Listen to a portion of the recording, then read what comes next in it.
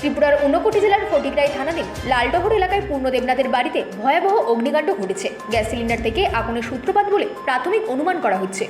বিস্ফোরণ ঘটে সিলিন্ডারে, যার ফলে পরিস্থিতি আরও ভয়াবহ হয়ে ওঠে।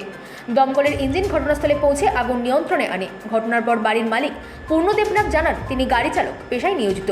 আগুনে ঘরের সমস্ত সরঞ্জাম পুড়ে ছাই হয়ে গেছে।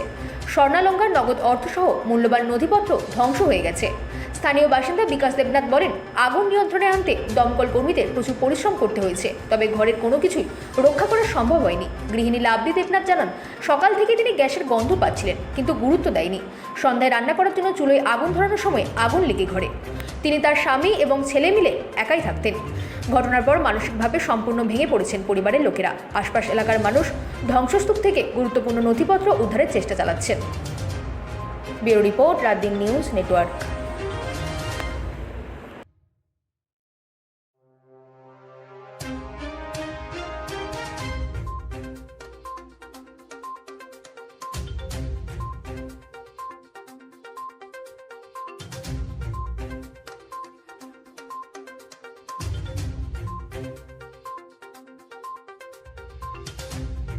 এইটা তো লালডোর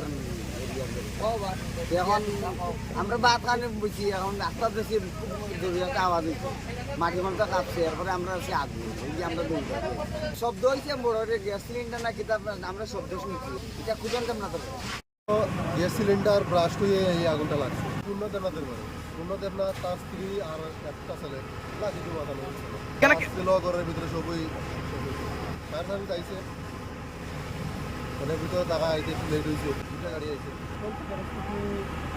মোটামুটি স্বাভাবিক, আগুন নিয়ন্ত্রণে আইছে। আমরা শোনা কথা তো রান্না করতে গিয়ে লাগছে আগুন।